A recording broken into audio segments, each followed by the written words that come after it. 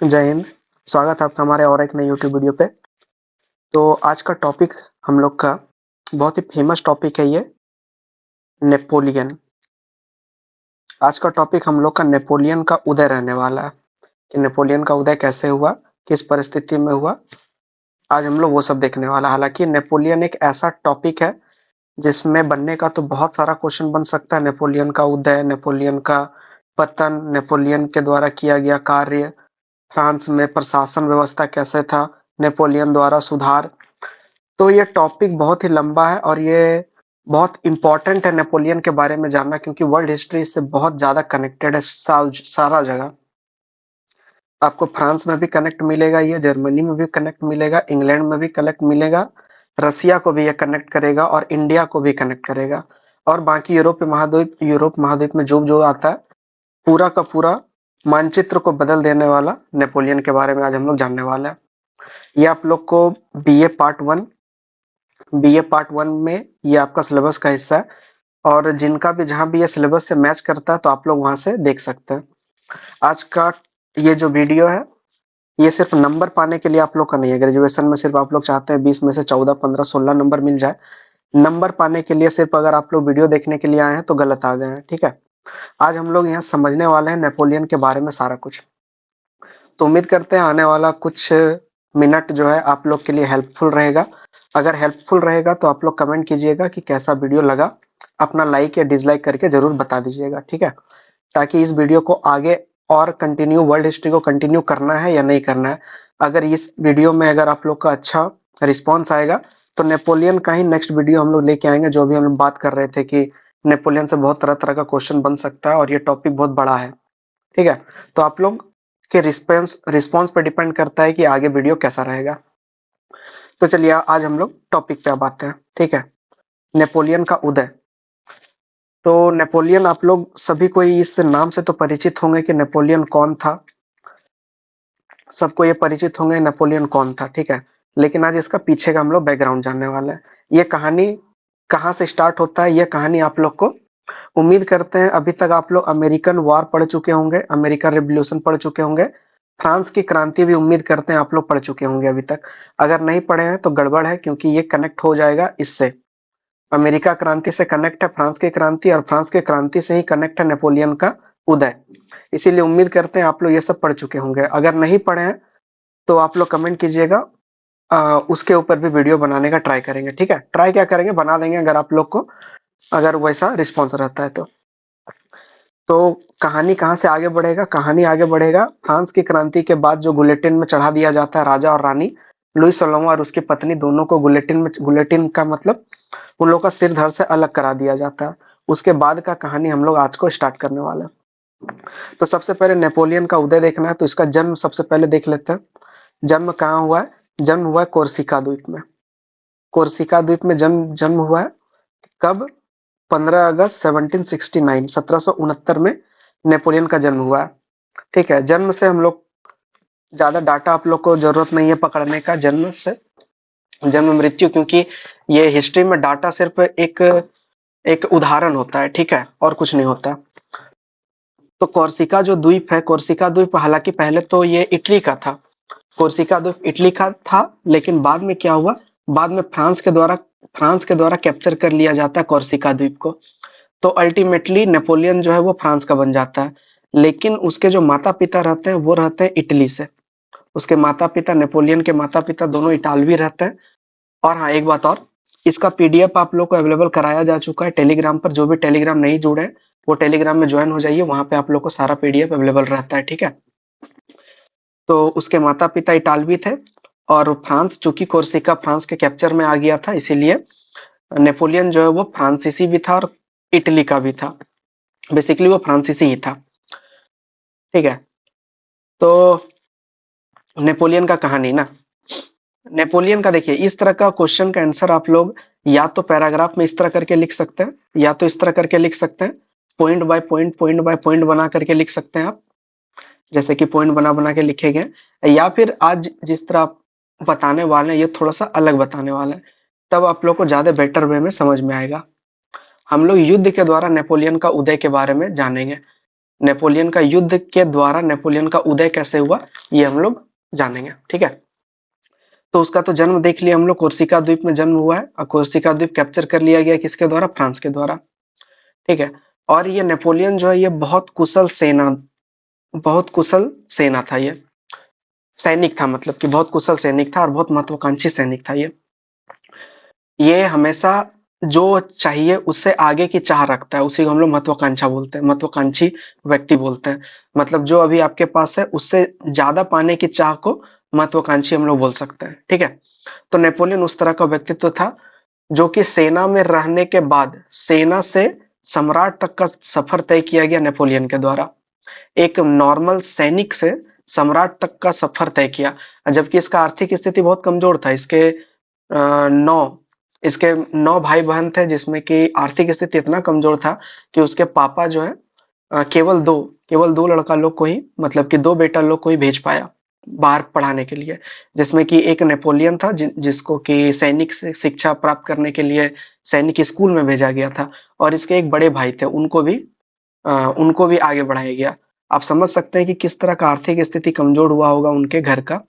हालांकि थे वो कुलीन परिवार के, नेपोलियन का फैमिली कुलीन परिवार से बिलोंग करता था, लेकिन बहुत ज्यादा जगह संपत्ति ये सब नहीं था, एक नॉर्मल फैमिली से ही बिलोंग करते थे वो, ठीक है। तो सैनिक स्कूल में उनको डाल दिया गया। सैनिक स्कूल में बहुत दिन तक उन्होंने काम किया और सैनिक स्कूल से शिक्षा लिया, सैनिक स्कूल में ही सारा कुछ, उसका बचपन सारा बीता सैनिक स्कूल में ही, और वहीं पे उन्होंने अपनी मातृ देश को जो है स्वतंत्र करने का निर्णय लिया, जो कि स्वतंत्रता दूसरे मायने का स्वतंत्रता था। नेपोलियन का स्वतंत्रता ऐसा स्वतंत्रता नहीं था जो अभी वास्तव में हम लोग देखते हैं। नेपोलियन का स्वतंत्रता एक अलग ही स्वतंत्रता था, जिसमें कि अवसर से आगे बढ़ने की बात करता है, अवसर से आगे बढ़ने की बात, ठीक है। आर्थिक स्वतंत्रता ये भी चाहता था, आर्थिक स्वतंत्रता मिले सबको, ठीक है। अभी स्वतंत्रता के मुद्दे पे हम लोग नहीं घुसने वाले हैं। तो सैनिक शासन वो कर रहा था, मतलब सैनिक था, सैनिक शिक्षा दीक्षा लिया, इसको प्रतिभा साबित करने का मौका बार बार नहीं मिल पा रहा था। एक विद्रोह होता है जिसको कहते हैं तुला का विद्रोह, तुला का विद्रोह जो कि होता है 1793 में। सबसे पहला मौका नेपोलियन को यही विद्रोह में मिलता है अपना अपना योग्यता साबित करने का। तुला का विद्रोह में नेपोलियन को योग्यता साबित करने का पहला मौका मिलता है और बढ़ चढ़कर वो अपना योग्यता साबित करता है। सबके सामने आराम से वो तुला का विद्रोह दबा देता है, सबके सामने नेपोलियन अब चमकने लगता है धीरे धीरे करके।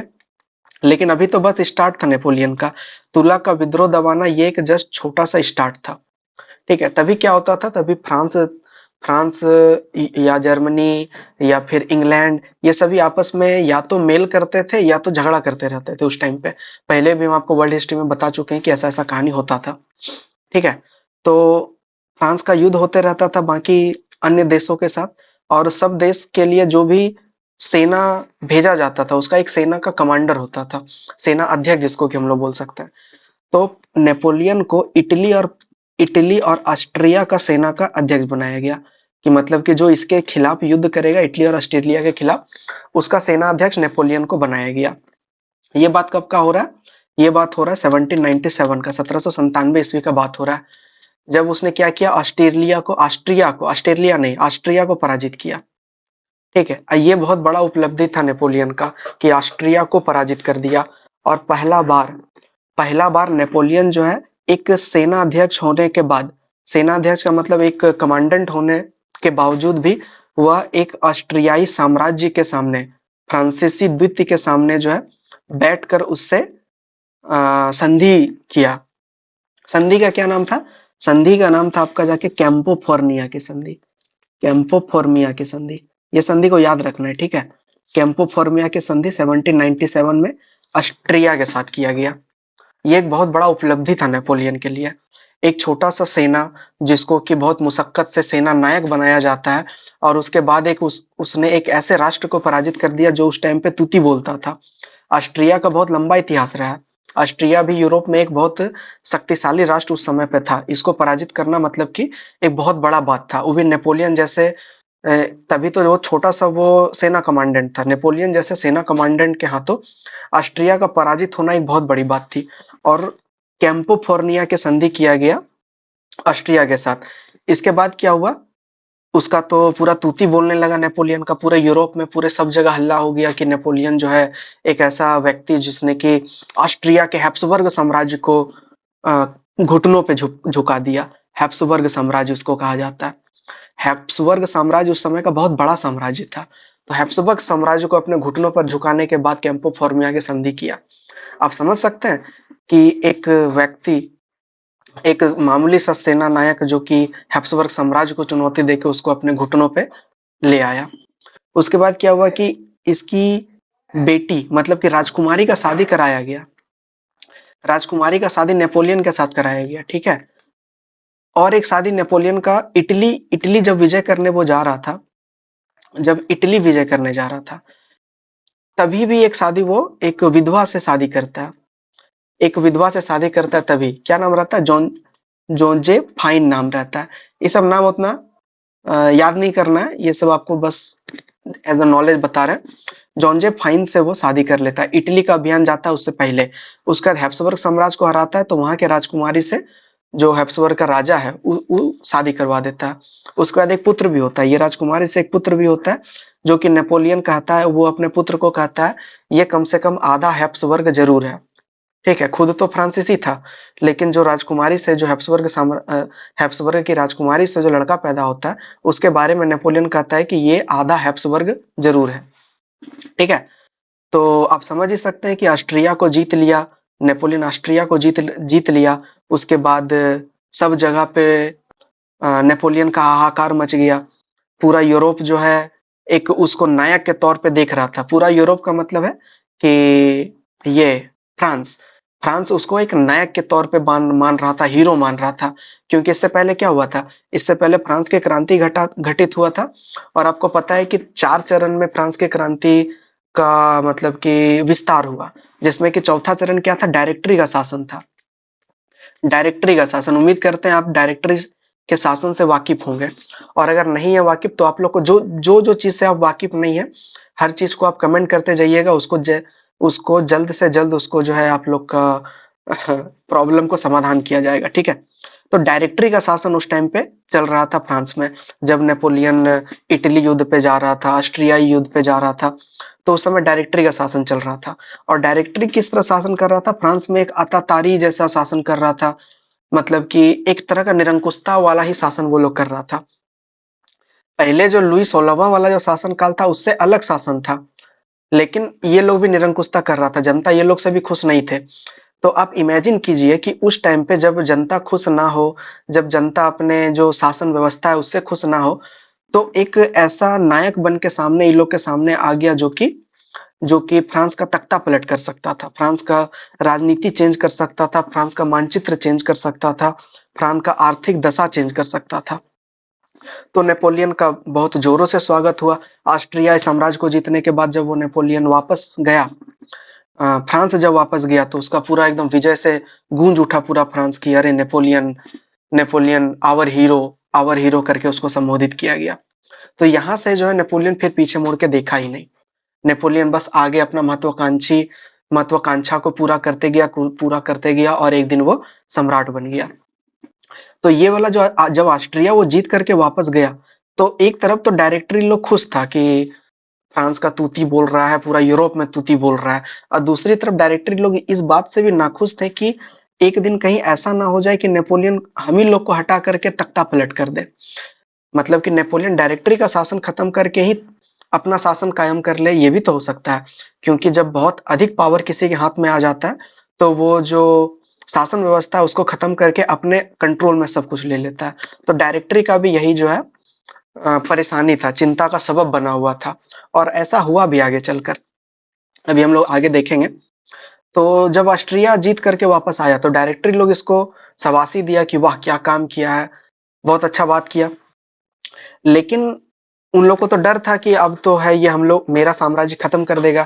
तो डायरेक्टरी के द्वारा क्या किया गया? डायरेक्टरी के द्वारा बोला गया कि ये छोटा मोटा विजय को अब छोड़ो तुम, ये जो मतलब ऑस्ट्रिया को हराना, इटली को हराना, तुला का विद्रोह दबाना इधर उधर, ये सब छोटा मोटा चीज को छोड़ो। अब तुम बड़ा चीज करो। बड़ा चीज क्या करो? समुद्री डाकू को खत्म करो। समुद्री डाकू को खत्म करो। डायरेक्टरी का कहना था नेपोलियन को कि अब जो है तुम समुद्री डाकू को खत्म करो। और समुद्री डाकू से क्या आशय था उनका? समुद्री डाकू से सीधा सीधी आशय था उसका ब्रिटेन, कि अब तुम ब्रिटेन पे धावा बोल दो। अब क्योंकि पूरा यूरोप में एक ब्रिटेन ही बचा है जो हम लोग के टक्कर का है, बाकी बाकी को खत्म कर दिया गया। तो अब तुम जो है समुद्री डाकू को देखो। तो नेपोलियन समझ गया कि ये हम लोग हमको जो है बहुत बड़ा काम दे रहे हैं, और ब्रिटेन को हराना कोई मामूली बात नहीं था। ब्रिटेन उस समय का किंग था, जिसके साम्राज्य में सूर्य कभी अस्त नहीं होता था। ब्रिटेन को हराना कोई बच्चों का खेल नहीं था, बोल सकते हैं, ठीक है। तो नेपोलियन इसमें भी अपना पेंच लड़ाया कि क्या किया जाए, ब्रिटेन को हराने के लिए क्या किया जाए। एक तो ब्रिटेन में औद्योगिक तकनीक का विकास हो गया था, ऊपर से ब्रिटेन ब्रिटेन का नौसेना बहुत ताकतवर था, उसका सेना ताकतवर था। आर्थिक स्थिति देखा जाए ब्रिटेन का तो बहुत जबरदस्त था। औपनिवेशिक शक्ति तो ब्रिटेन के पास अथाह था। तो ब्रिटेन को हरा पाना बहुत मुश्किल वाला बात था। लेकिन फिर भी नेपोलियन ने बहुत कोशिश किया कि इसको कैसे कंट्रोल किया जाए। तो उसने ये सोचा कि ब्रिटेन का कहीं कहीं ना कहीं औपनिवेशिक विस्तार को यदि हम लोग खत्म कर देते हैं तो इसका आर्थिक स्थिति कमजोर हो जाएगा। तो नेपोलियन ने इसका आर्थिक स्थिति को डामाडोल करने की कोशिश किया। ऐसा मतलब आयात पर, निर्यात पर, ये सब पर उसने प्रहार किया। इसके लिए उसने क्या किया? इसके लिए एक तो उसने महाद्वीप व्यवस्था लेके आया, जो कि हम लोग आगे डिस्कस करेंगे। और दूसरा उसने क्या किया? औपनिवेशिक औपनिवेशिक जो ताकत है उसको कमजोर करने के लिए इसने सोचा कि भारत, इंडिया इंडिया जो कि उस टाइम पे ब्रिटेन का जान हुआ करता था, क्यों ना उसी पर हम लोग रोक लगा दिया जाए। इंडिया से जो आयात निर्यात हो रहा था उसी पर रोक लगा देते हैं, तो अपने आप ब्रिटेन का पत्ता खत्म हो जाएगा। ये बहुत बड़ा, बहुत दूरगामी ये प्लान था, बहुत लंबा प्लान था ये, अब बहुत सटीक प्लान था। और इसका मदद आप लोग को पता है कौन कर रहा था? आप थोड़ा सा मेरे पुराने वीडियो पे आप गौर कीजिए, जो कि हम लोग, छोड़िए गौर कीजिए मत कीजिए, हम लोग नया स्टार्ट ही कर देते हैं। जो कि हम लोग मैसूर के बारे में आप लोग से बहुत पहले जो है चारों मैसूर वार हम लोग पढ़े थे। तो मैसूर वार में हम आप लोग को बताए हुए थे कि हैदर अली और टीपू सुल्तान, हैदर अली टीपू सुल्तान फ्रांस का समर्थक में था। फ्रांस से ये वो लोग ये चाहता था कि फ्रांस किसी तरह करके इंडिया में आए और यहाँ पर ब्रिटेन को यहाँ से भगाए।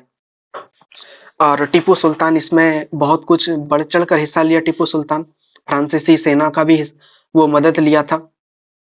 तो टीपू सुल्तान के द्वारा जो है नेपोलियन को बुलाया जाता है कि आप आइए यहाँ पे और यहाँ पर आके ब्रिटेन को यहाँ से भगा दीजिए। और नेपोलियन तो यही चाहता ही था कि किसी ना किसी तरह जो है इंडिया से ब्रिटेन को खत्म कर देते हैं, ताकि ये जो व्यापार है वो खत्म हो जाए। व्यापार खत्म होगा तो आर्थिक स्थिति कमजोर हो जाएगा, आर्थिक स्थिति कमजोर हो जाएगा तो सेना में भी कमजोरी आ जाएगा। तो आप समझ रहे हैं कि किस तरह का लिंक एक दूसरे से बैठा हुआ रहता है। तो ये था नेपोलियन का प्लान। तो उसने क्या किया? उसने अपना प्लान को एग्जीक्यूट करने के लिए फ्रांस से वो चला। फ्रांस से मतलब ये प्लान को एग्जीक्यूट करने के लिए फ्रांस से चला, और फ्रांस से चलते चलते वो पहुंच गया मिस्र।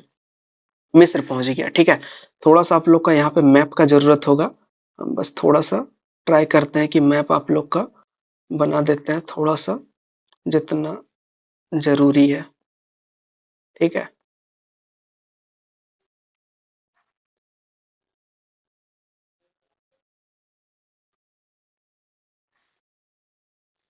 ये मैप को आप लोग थोड़ा सा समझने का कोशिश कीजिए, क्योंकि हिस्ट्री में यदि आप लोग का मैप क्लियर है तो इसका मतलब ये है कि आप लोग को समझने में बहुत ज्यादा बेनिफिट होगा, ठीक है। तो आप देखिए, तो जो कोर्सिका जो बोल रहे थे यहाँ पे है कोर्सिका, ठीक है। ये है इटली, इसको इटली समझिए। और यह है कोर्सिका द्वीप जहाँ पे नेपोलियन का जन्म हुआ था। ये है आप लोग का भूमध्य सागर, मेडिटेरियन सी जिसको कि कहा जाता है। ये है आप लोग का लाल सागर, ये लाल सागर, ये स्वेज नहर। स्वेज नहर तो खैर बाद में बनता है। तो ये है आप लोग का लाल सागर, और इधर हम लोग आ जाएंगे तो ये हो जाएगा अरब सागर, और यहाँ पे आप लोग को इंडिया है। तो नेपोलियन का प्लान क्या था? नेपोलियन का प्लान था कि यहाँ से हम लोग इधर जाएंगे और लाल सागर के रास्ते होते होते हम लोग अरब सागर पहुंचेंगे, और अरब सागर से हम लोग इंडिया प्रवेश कर जाएंगे, ठीक है। तो ये नेपोलियन का प्लान था। लेकिन जब वो मिस्र पहुंचता है तो मिस्र में भी उसका युद्ध होता है, ठीक है। मिस्र में भी उसका युद्ध होता है। मिस्र में कौन सा युद्ध होता है? मिस्र में युद्ध होता है पिरामिड का युद्ध। मिस्र में युद्ध होगा, पिरामिड का युद्ध होगा, जो कि 1798 में लड़ा जाएगा, ठीक है, 1798 में लड़ा जाएगा। इससे पहले क्या हुआ, ऑस्ट्रिया का युद्ध किया वो 1797 में ऑस्ट्रिया के साथ युद्ध हुआ। उसके बाद जब उसने ऐसा प्लान बनाया कि इंडिया में जाके ऐसा ऐसा ऐसा ऐसा करेंगे हम लोग, तो फिर उसने मिस्र पर कूच किया और मिस्र को विजय कर लिया उसने। 4 घंटा, आप इमेजिन कर सकते हैं, 4 घंटा में उसने मिस्र को जीत लिया। 4 घंटा में उसने मिस्र को जीत लिया मात्र, ठीक है। तो 1798 में ये कहानी था। मिस्र को जीतने के बाद और उसका तूती बोलने लगा, हर जीत के बाद नेपोलियन का तूती बोलने लगा था। लेकिन मिस्र में एक इंग्लैंड का एक शक्ति आप लोग को सामने निकल के आएगा, जो कि था नेल्सन का सेना। नेल्सन, नेल्सन एक बड़ा नाम है, नेल्सन। नेपोलियन अपना जो भी हारा है, 2 बार नेल्सन से हारा है, और बहुत ही कड़ा चुनौती, दोनों बार बहुत कड़ा चुनौती दोनों बार मिला नेपोलियन को नेल्सन के द्वारा, लेकिन नेल्सन ने इसको पराजित कर दिया नेपोलियन से। तो ये जो आगे जाने का जो टीपू सुल्तान भी राह देख रहा था कि यहाँ पे नेपोलियन आएगा, उसके बाद सब कुछ यहाँ ठीक होगा, लेकिन उसी समय पर इंग्लैंड पार्लियामेंट क्या करता है, एक नया गवर्नर बना के भेजता है, वेलेजली। आप लोग ये वाला नाम से तो वाकिफ होंगे, वेलेजली से। इंडिया मॉडर्न इंडिया में आप लोग वेलेजली से वाकिफ होंगे। वेलेजली के टाइम पीरियड में ही चतुर्थ आंग्ल मैसूर वार होता है, याद है आप लोग को? चतुर्थ आंग्ल मैसूर वार, जो कि कब होता है, 1799 में होता है, ठीक है। इसमें क्या होता है, इसमें टीपू सुल्तान का मौत हो जाता है। टीपू सुल्तान का मौत हो जाता है और मैसूर राज्य विघटन खत्म हो जाता है। तो ऐसा जब कहानी हो गया, जब नेपोलियन को पता चला कि वहां पे टीपू सुल्तान मर गया है और अब उसका कोई दोस्त नहीं बचा है इंडिया में, उसका कोई मदद करने वाला नहीं बचा है, तो उसके बाद मिस्र में ही वो 2 लड़ाई लड़ता है नेल्सन के साथ। एक पिरामिड की लड़ाई लड़ता है, जो कि जिसमें वो जीत जाता है, और दूसरा नील नदी की लड़ाई होता है, जिसमें कि वो हार जाता है, ठीक है। तो ये हारने के बाद ये हार गया नेपोलियन, ये युद्ध अवश्य हार गया, लेकिन फिर भी उसका जो प्रतिष्ठा था, प्रतिष्ठा कम नहीं हुआ, प्रतिष्ठा और 7वें आसमान पे पहुंच गया। ऐसा क्यों हुआ? ऐसा इसलिए हुआ क्योंकि उसने ब्रिटेन को बहुत कड़ी चुनौती दिया था, बहुत कड़ा चुनौती दिया था, ठीक है। उसके बाद वो सीरिया से सोचा कि सीरिया से होते हुए वापस चले जाएंगे, और उसने ऐसा ही किया, ठीक है। तो ये उम्मीद करते हैं ये 3-4 युद्ध आप लोग के समझ में आ गया होगा। अभी तक हम लोग क्या क्या डिस्कस किए? एक युद्ध था तुला का विद्रोह दबाया वो, एक युद्ध था इटली से, इटली का मतलब कि इटली में कॉन्कर किया वो, उसके बाद ऑस्ट्रिया में कॉन्कर किया वो, ऑस्ट्रिया को जीता वो, हैप्सबर्ग साम्राज्य यहाँ पे उसने पराजित किया, और ऑस्ट्रिया के बाद उसने मिस्र की ओर कूच कर दिया, और मिस्र में वो 1 जीता 2 हारा नेल्सन के द्वारा। ये नाम याद रखना, नेल्सन के द्वारा उसकी पराजय हो गया था, ठीक है। यही पहली बार था जब नेपोलियन हारा था नेल्सन से। तो उम्मीद करते हैं यहाँ तक आप लोग को दिक्कत नहीं होगा, और आप ये समझ पा रहे होंगे कि नेपोलियन का उदय कैसे कैसे हो रहा है। आप ये युद्ध के द्वारा ही नेपोलियन का उदय को अच्छा तरीका से समझा जा सकता है, ठीक है। उसके बाद देखिए, उसके बाद होता है आपका जाके अमीन्स की संधि। बहुत दिन तक तो ये नेपोलियन युद्ध ही करता रहा। वहां का जो डायरेक्टरी का शासन था, डायरेक्टरी का शासन ये चाहता था वो लोग कि नेपोलियन पेरिस में नहीं रहे। नेपोलियन अगर पेरिस में रहेगा तो दिक्कत क्रिएट करेगा, इसीलिए उसको युद्ध के लिए कभी इटली, कभी फ्रांस, कभी स्पेन, तो कभी इंडिया। तो वो चाहता था कि बस पेरिस से नेपोलियन किसी तरह करके बाहर बाहर रहे। लेकिन लेकिन जब वो मिस्र विजय करता है, मिस्र को विजय 4 घंटे में मिस्र को विजय कर लेता है वो, और फिर जब वो वापस लौटता है, वापस लौट के उसको ये पता चलता है कि डायरेक्टरी का शासन तो पूरा निरंकुश हो चुका है। डायरेक्टरी का शासन तो लुई 14वां जैसा शासन कर रहा है, लुई 16वां जैसा शासन कर रहा है। इसीलिए नेपोलियन ने निर्णय लिया कि इसको जो है अब हमको खत्म करना पड़ेगा। तो उसने वो क्या करता है, डायरेक्टरी के शासन को ही वो खत्म कर देता है। डायरेक्टरी का शासन को खत्म करने के बाद वो खुद का शासन स्थापित करता है। मतलब कि जो डायरेक्टरी लोग जो परेशानी में जो थे, वो लोग जिसका जिसका डर था, डायरेक्टरी को जिसका डर था, वही हुआ। नेपोलियन ने मिस्र विजय के बाद क्या किया, खुद ही तख्ता पलट कर दिया, डायरेक्टरी का शासन को ही खत्म कर दिया, और 3 काउंसिल का गठन किया, जिसमें कि सबसे पहला काउंसिल उसने अपने आप को रख लिया। नेपोलियन ने खुद को अपना पहला काउंसिल घोषित कर लिया 10 वर्ष के लिए, 10 वर्ष के लिए। लेकिन आगे जाकर 1802 में वह उम्र भर के लिए, मतलब कि जीवन भर के लिए वो प्रथम काउंसिल के लिए अपने आप को वो नियुक्त कर लेता है, ठीक है, जीवन भर के लिए वो अपने आप को फ्रांस का राजा नियुक्त कर लेता है। राजा तो खैर और आगे जाके बोलेगा अपने आप को, लेकिन अभी क्या करता है, काउंसिल अपने आप को नियुक्त कर लेता है। तो उम्मीद करता है यहाँ पे आपको समझ में आ गया होगा कि नेपोलियन ने मिस्र विजय के बाद क्या किया और किस तरह का सरकमस्टांसेस ऐसा बन रहा था। ठीक है, अब हम लोग थोड़ा सा और युद्ध के बारे में इसका बात करेंगे, जो कि आप लोग का रहेगा ट्रफलगर। ट्रफलगर से पहले आप लोग का अमीन्स की संधि के बारे में बात करेंगे। ठीक है, तो यहाँ क्या किया, नेपोलियन ने काउंसिल अपने आप को घोषित कर लिया 1801। 1801 ये इंपॉर्टेंट डेट है। ये इंपॉर्टेंट डेट क्यों है, क्योंकि अमीन्स की संधि कर लिया था। अमीन्स की संधि, और ये किसके साथ किया था, ये किया था ब्रिटेन के साथ। अमीन्स की संधि किया गया था ब्रिटेन के साथ, और ये संधि में क्या हुआ था, ये संधि में शांति स्थापित हो गया। नेपोलियन अपने पूरा जीवन काल में 40 युद्ध, 40 से ज्यादा युद्ध वो लड़ा, छोटा बड़ा हर तरह का युद्ध वो लड़ा, और लगभग लगभग हर युद्ध में वो जीता। लेकिन ये जो टाइम पीरियड रहता है 1801 में अमीन्स की संधि करने के बाद 1803 तक, मतलब ये 2 साल का जो टाइम ड्यूरेशन रहता है, ये रहता है नेपोलियन का शांति का टाइम पीरियड। ये टाइम पीरियड में नेपोलियन कोई भी युद्ध नहीं लड़ता है, अपना यूरोप को वो सुदृढ़, अपना फ्रांस को सुदृढ़ करने में लगा देता है। तरह तरह का काम करता है, जनता के लिए काम करता है, अच्छा काम करता है। अच्छा काम में क्या करता है, जैसे कि हम लोग कुछ कुछ बात करें, हालांकि ये हम लोग आज का टॉपिक नहीं है कि नेपोलियन द्वारा सुधार क्या क्या किया था।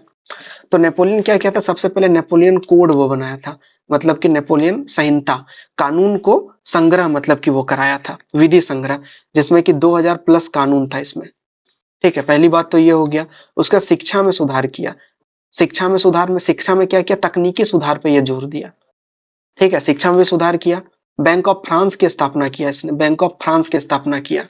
और क्या किया, सभी का संपत्ति का आकलन करवाया कि किसके पास कितना संपत्ति है, सबको आंको, और उसके बाद उसने टैक्स लगा दिया सबके ऊपर, जो भी टैक्स के अंडर आ रहे थे सबको टैक्स लगा दिया। तो ये वो 2 साल रहता है, 2 ईयर रहता है, जब नेपोलियन ने यूरोप में, मतलब फ्रांस में बड़ा बड़ा कदम उठाया जनता के परस्पेक्टिव से। ठीक है, एक एक कहानी ये भी आता है कि नेपोलियन, ये कहानी पता नहीं सच है कि नहीं है, लेकिन इस कहानी से आप लोग को रूबरू कराना चाहते हैं, बस एज अ कहानी आप लोग को इसको सुनना है। नेपोलियन फ्रांस में क्या किया था, फ्रांस में आप लोग को पता है इंडिया में हम लोग किस तरह चलते हैं। इंडिया में जैसे कि ये रोड है तो हम लोग बायां तरफ से चलते हैं, हम लोग बायां तरफ से चलते हैं, लेकिन फ्रांस में क्या होता है, यूरोप में ये दायां तरफ से चलता है। इसमें भी नेपोलियन का ही हाथ है। ऐसा कहा जाता है कि नेपोलियन ने जितना भी युद्ध लड़ा, तो उसका जो दायां हाथ है, मतलब राइट हैंड है, तो राइट हैंड उसका क्या हो गया था, राइट हैंड उसका हो गया था, मतलब कि चोटिल हो गया था, अच्छा नहीं लगता देखने में, भद्दा कट मार्क आ गया था, तो इसलिए वो अच्छा नहीं लगता था। और वो अपना राइट हैंड को अधिकतर समय अपना एक लंबा जैकेट वो पहनता था, वो जैकेट में ही अपना हाथ को वो घुसा करके रखता था। ठीक है, और बग्गी पे चला करता था उस टाइम पे। तो बग्गी में चलते समय एक बार क्या हुआ कि वो गिर गया। पहले इधर से चला करता था, तो अपना राइट हैंड निकालने में वो क्या हुआ, वो गिर गया। तो इसीलिए इसीलिए उसने एक रूल बना दिया कि अब से जो है ये राइट तरफ से ही चला जाएगा। क्यों, क्योंकि अब इसको यहाँ से पकड़ने में उसको इजी हो जाएगा। ठीक है, मतलब कि अब आराम से वो लेफ्ट हैंड से पकड़ करके वो चढ़ सकता है। तो इसीलिए उसने जो है सड़क का रूल चेंज करवा दिया। तो ये कहानी पता नहीं सच है कि नहीं है, लेकिन इसके बारे में पता चला मुझको, तो सोचे आप लोग को भी बता दे। ठीक है, तो खैर, तो नेपोलियन क्या किया, बहुत तरह तरह का सुधार लेके आया उस टाइम पीरियड में। अगर आप लोग को ये वीडियो पसंद आएगा तो हम लोग सुधार के ऊपर बात करेंगे, नेपोलियन का पतन के ऊपर बात करेंगे, नेपोलियन का तरह तरह, नेपोलियन का जितना पर्सपेक्टिव है हम लोग सब कुछ देखेंगे। ठीक है, तब क्या करेंगे, इसको पार्ट 1 कर देंगे और अगला वाला को पार्ट 2 कर देंगे। तो उम्मीद करते हैं अभी तक आप लोग बोर नहीं हुए होंगे, अभी तक मजा आ रहा होगा नेपोलियन का कहानी सुनने में। ठीक है, तो हम लोग कहाँ तक पहुंचे, हम लोग पहुंचे नेपोलियन अपने आप को काउंसिल घोषित कर दिया, अमीन्स की संधि तक हम लोग पहुंच गए। ठीक है, उसके बाद क्या हुआ, 1802 में वो अपने आप को क्या करता है, काउंसिल घोषित कर देता है हमेशा के लिए। और 1804 में, और 1804 में वो खुद को क्या कर लेता है, अपना सम्राट सम्राट घोषित कर देता है 1804 में। ये एक बड़ा स्टेटमेंट था। और ये सम्राट ऐसे ही नहीं अपना मन से घोषित नहीं करता है, ये सम्राट घोषित करने के लिए वो जनमत संग्रह कराता है। ऐसा नहीं है कि वो नेपोलियन जो है खुद से ही सम्राट बन गया, नहीं, वो जनमत संग्रह कराया था, प्लीबीसाइट कराया था। प्लीबीसाइट करने के बाद सभी जनता से एग्री करने के बाद ही वो अपने आप को सम्राट घोषित किया, ठीक है। तो प्लीबीसाइट हुआ था, इस बात को आप लोग को ध्यान देना है। तो वो सम्राट घोषित खुद को कर लिया। आप समझिए कि एक सेना से, एक सैनिक से फ्रांस का सम्राट, कहां से कहां तक का सफर, वो भी आर्थिक स्थिति घर का कमजोर होने के बावजूद ऐसा सफर उसने तय किया। तो ये सब में तो नेपोलियन का उदय ही परिलक्षित होता है। नेपोलियन का उदय ही इस सब संदर्भ से हम लोग बता सकते हैं कि नेपोलियन का उदय ऐसे ऐसे ऐसे ऐसे ऐसे ऐसे करके होते चला गया। लेकिन वो अभी भी नहीं रुका।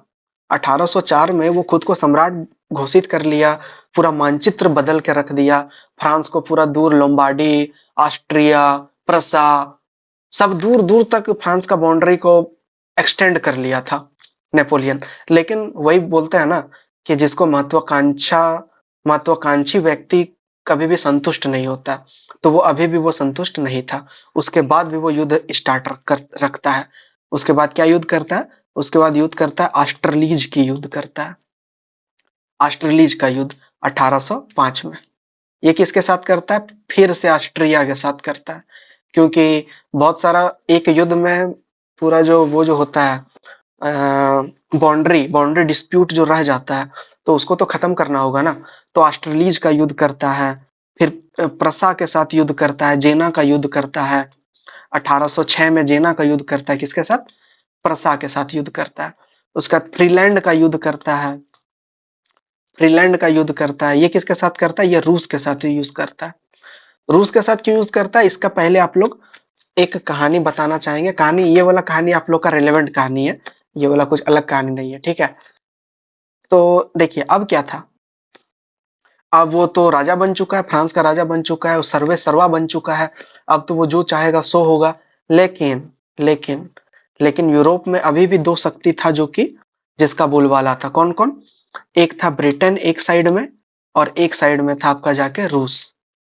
ब्रिटेन और रसिया, ये दोनों पावर अभी भी जिंदा था।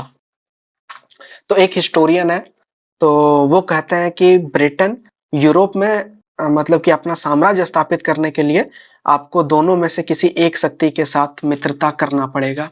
या तो आप ब्रिटेन से करिए या आप रूस के साथ कीजिए, दोनों के साथ शत्रुता मोल नहीं किया जा सकता।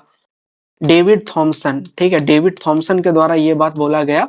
डेविड थॉमसन एक हिस्टोरियन है, ठीक है। तो डेविड थॉमसन ये बताते हैं कि यूरोप में यदि आप अपने आप को स्थायी बनाना चाहते हैं, यदि आप अपने आप को सुदृढ़ रखना चाहते हैं, तो या तो आपको ब्रिटेन का समर्थन चाहिए या आपको रूस का समर्थन चाहिए। लेकिन नेपोलियन ने तो कुछ और ही इरादा था नेपोलियन का। नेपोलियन ने ऐसा कुछ भी नहीं किया, वो एक साथ दोनों से युद्ध कर बैठा, ठीक है। युद्ध कर बैठने से पहले आप लोग को एक एक सिस्टम के बारे में पता होना चाहिए जिसका नाम है महाद्वीपीय व्यवस्था। महाद्वीप व्यवस्था जो कि बोलते हैं कॉन्टिनेंटल सिस्टम इसको कहा जाता है, ठीक है। महाद्वीप व्यवस्था क्या था? यह कौन लागू किया था? नेपोलियन ही लेके आया था महाद्वीप व्यवस्था। नेपोलियन ये क्यों लेके आया था? क्योंकि आपको थोड़ा देर पहले बताया कि वो आर्थिक स्थिति कमजोर करना चाहता था ब्रिटेन का। तो नेपोलियन ने ये जो महाद्वीप व्यवस्था लेके आया 1806 में। 1806 में वो बर्लिन घोषणा लेके आया, और 1807 में मिलान घोषणा लेके आया। मिलान घोषणा, ठीक है। ये ईयर आप लोग को एक बार में हो सकता है कि याद ना रहे, ठीक है। इसीलिए आप लोग को पीडीएफ अवेलेबल करा दिए हैं। आप लोग टेलीग्राम में जाके पीडीएफ आराम से डाउनलोड कर सकते हैं, और हर एक ईयर आप लोग को वहां पे मिल जाएगा।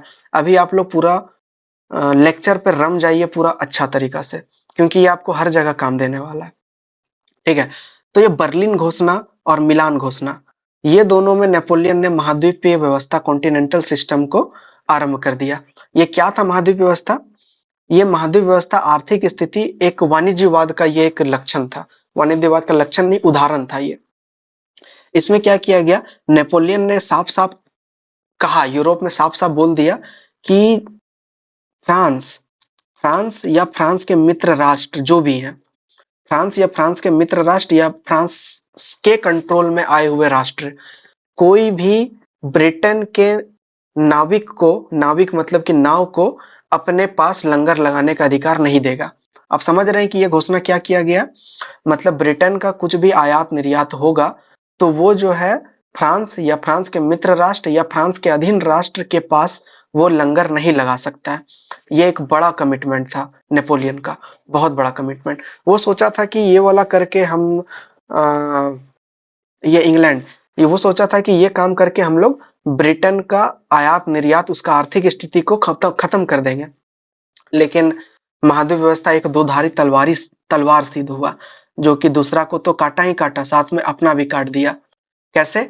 नेपोलियन को ये अंदाजा नहीं था कि ब्रिटेन जितना आयात करता है उतना निर्यात भी तो करता है, और उसने भेजने से भी मना कर दिया। तो पूरा का पूरा यूरोप में एक स्कार्सिटी का माहौल आ गया, एक मंदी का माहौल आ गया पूरा का पूरा यूरोप में, जो कि फ्रांस को भी क्षति पहुंचाता है। तो आई होप ये महाद्वीप व्यवस्था आप लोग को समझ में आ गया होगा। कॉन्टिनेंटल सिस्टम बहुत इंपॉर्टेंट है, ठीक है। तो उम्मीद करते हैं ये आप लोग को समझ में आ गया होगा। और ऊपर से अभी जो आपको लोग को इसके बारे में डिस्कस कर रहे थे कि ब्रिटेन और रसिया, ये दोनों से मित्रता रखना पड़ेगा, लेकिन नेपोलियन ने ऐसा बिल्कुल नहीं किया। नेपोलियन ने क्या किया? नेपोलियन ने जब देखा गया महाद्वीप व्यवस्था में, जब ये देखा गया कि पूरा का पूरा यूरोप में एक मंदी का माहौल छा रहा है, आर्थिक स्थिति कमजोर हो रहा है, तो रूस क्या करता है? ये महाद्वीप व्यवस्था से बाहर निकल जाता है। महाद्वीप व्यवस्था से मतलब कॉन्टिनेंटल सिस्टम से ये बाहर निकल जाता है रूस। तो ये बात को लेकर नेपोलियन को गुस्सा आता है कि रसिया कैसे ऐसा कर सकता है। और इससे पहले रसिया नेपोलियन का दोस्त हुआ करता था, दोनों में अच्छा, मतलब फ्रांस और रूस में अच्छा दोस्ती था। लेकिन ये महाद्वीपीय सिस्टम लाने के बाद और जब रूस को निकल जाने के बाद ये दोनों में आपसी बैर आ गया। बैर आ गया तो नेपोलियन ना दाएं देखा ना बाएं देखा, सीधे मास्को अभियान में वो लग गया। मास्को अभियान उसने जारी कर दिया। मास्को अभियान क्या था? रूस के खिलाफ विद्रोह, विद्रोह नहीं, रूस के खिलाफ युद्ध का ऐलान कर दिया सीधे तौर पर। तो आप समझ सकते हैं कि रूस के साथ युद्ध करना मतलब ये है कि यूरोप के शक्ति संतुलन पर प्रहार कर देना, यूरोप के शक्ति संतुलन पर प्रहार कर देना। और पूरा यूरोप किस पे टिका हुआ है? पूरा यूरोप शक्ति संतुलन के सिद्धांत पे ही टिका हुआ था। और उसने रूस पे मास्को अभियान तो स्टार्ट कर दिया, वो कहीं ना कहीं ये भूल गया था कि एक तरफ मेरा पूर्व में ब्रिटेन भी है, वहां पे अवेलेबल है। तो जैसे ही वो रूस कूच गया मास्को अभियान के लिए, तो उधर से ब्रिटेन की सेना जो है उस फ्रांस में अटैक कर दिया। तो यहाँ से नेपोलियन का स्थिति जो है गड़बड़ होने लगा। नेपोलियन का स्थिति पूरा तौर पे यहाँ पे गड़बड़ होने लगा। अब हम लोग नेपोलियन का उदय पढ़ चुके हैं, ठीक है। उम्मीद करते हैं आप लोग को नेपोलियन का उदय समझ में आ गया होगा कि नेपोलियन कैसे कैसे करके उदय हुआ उसका, किस किस युद्ध में क्या क्या किया, क्या क्या किया। उसके बाद वो नेपोलियन राजा कैसे घोषित हुआ, और राजा बनने के बाद वो कैसे डाउनफॉल हुआ, कैसे गिरा वो, ठीक है। तो गिरने में सबसे बड़ा महाद्वीप व्यवस्था एक हो गया, एक हो गया रूस के साथ वो बैर कर लिया, जिससे कि अप्रत्यक्ष रूप से ब्रिटेन से भी बैर हो गया उसका। तो इस तरह करके सॉरी, तो इस तरह करके नेपोलियन का धीरे धीरे पतन की ओर वो चला गया। वीडियो थोड़ा सा लंबा बन रहा है, लेकिन कोई बात नहीं, आप लोग थोड़ा देर और हम लोग 10 मिनट और बात करेंगे, ठीक है। उम्मीद करते हैं आप लोग को बोरिंग नहीं लग रहा होगा। उसके बाद देखिए क्या हुआ, वो अलेक्जेंडर के ऊपर वो ऐलान कर दिया, युद्ध का ऐलान कर दिया। 6 लाख सेना, कोई मामूली सेना लेके नहीं गया था वो, मास्को अभियान में वो 6 लाख सेना लेके गया था। और उधर रूस का जो राजा था उसने डायरेक्ट युद्ध नेपोलियन से नहीं किया, डायरेक्ट युद्ध उसने नहीं किया। उसने क्या किया? उसने वो जो बोलता है ना, एक ऐसा जाल बिछाया, एक ऐसा जाल बिछाया जिससे कि नेपोलियन का सेना धीरे धीरे करके खत्म होता चला गया। वो जाल क्या था? वो जाल जैसे पुराने में आप लोग पढ़े होंगे कि कुआं में जहर दे देना, गांव के गांव जला देना, और फिर पानी की व्यवस्था खत्म कर देना, रहने का व्यवस्था खत्म कर देना। इससे क्या होता है कि पीछे से जो सेना जो आ रहा है युद्ध करने के लिए, वो लोग, उस सेना लोग को तो कुछ ना कुछ चाहिए ना, खाने के लिए, पीने के लिए, और वो लोग के लिए कुछ छोड़ा ही नहीं गया। तो इसीलिए जो है उसका सेना धीरे धीरे करके खत्म होते चला गया। और अभी हाल ही में कजाकिस्तान में एक खुदाई हुआ। कजाकिस्तान में खुदाई करने के बाद बहुत सारा नरकंकाल मिला कजाकिस्तान में, क्योंकि ये पहले यूएसएसआर का हिस्सा हुआ करता था, और इसमें खुदाई करने के बाद 20,000 से ज्यादा नरकंकाल मिला इसमें, 20,000 से ज्यादा नरकंकाल। और कहा जाता है कि ये नरकंकाल वही था जब नेपोलियन अपना सेना लेकर रूस के तरफ जा रहा था, और उस टाइम पे अलेक्जेंडर फर्स्ट ने जिस तरह से अपना नीति अपनाया, उसी के कारण ये कंकाल, मतलब उसी के कारण ये लोग मर गए थे, समझ सकते हैं आप। और वापस कितना सेना लेके गया, वापस मात्र 2 लाख के 20,000 सेना, 20,000 सेना वापस लेके नेपोलियन जाता है, ठीक है।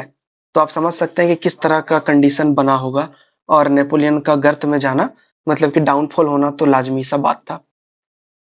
तो ये सब हुआ नेपोलियन के उदय के बाद का कहानी है ये सब। उसके बाद कुछ कुछ संधि भी करता है अलेक्जेंडर से, संधि मतलब कि वो कर लेता है, टिनसिन की संधि करता है, वो टिनसिन की संधि करता है, रसिया के साथ ही ये करता है। कब करता है, ये 1807 में करता है, ठीक है, 1807 में करता है। उसके बाद उम्मीद करता है यहाँ तक तो कोई दिक्कत नहीं है ना आप लोग को। कहीं भी अगर कोई दिक्कत आप लोग को होता है तो आप लोग कमेंट कर सकते हैं, आप लोग अपना इच्छा जरूर व्यक्त कर सकते हैं कि वीडियो कैसा लगा, अच्छा लग रहा है या बुरा लग रहा है, या बहुत लंबा हम लोग खींच ले रहे हैं। जिस तरह का भी आप लोग को समर्थन हो, मतलब कि इच्छा हो, आप लोग अपना कमेंट कर सकते हैं, ठीक है। उसके बाद हम लोग अब धीरे धीरे करके ये टॉपिक को एंड करते हैं। एंड करने से पहले एक इम्पॉर्टेंट युद्ध के बारे में जिक्र करना पड़ेगा हम लोग को, जो कि है 1813 लिपजिंग का युद्ध।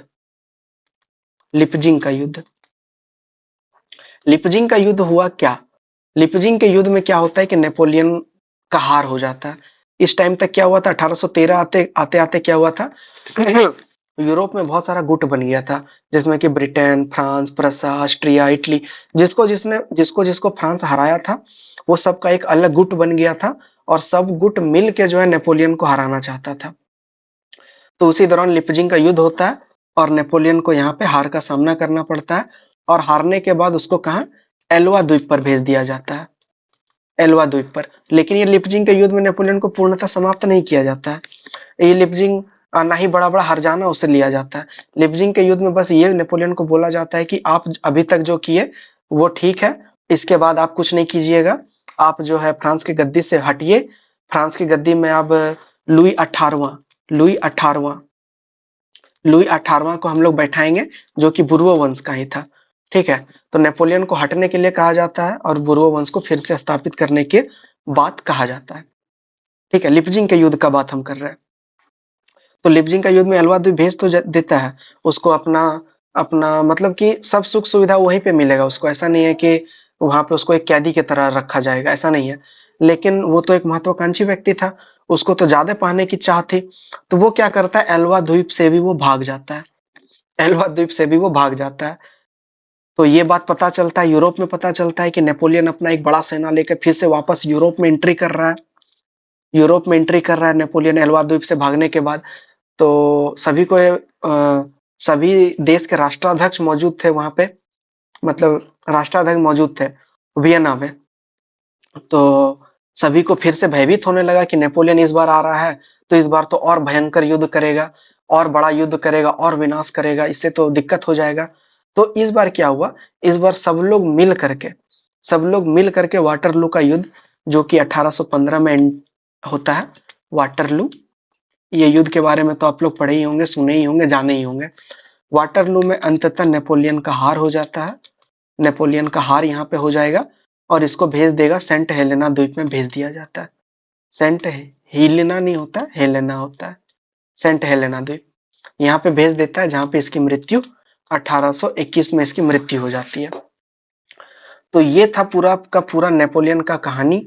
उम्मीद करते हैं ये नेपोलियन का कहानी आप लोग को अच्छा तरीका से समझ में आ गया होगा, और अगर कहीं समझ में नहीं आया होगा, कहीं का रेफरेंस यदि आप लोग को समझ में नहीं आ रहा, तो आप लोग उसका कमेंट कीजिएगा कि कहाँ पे नहीं समझ में आ रहा।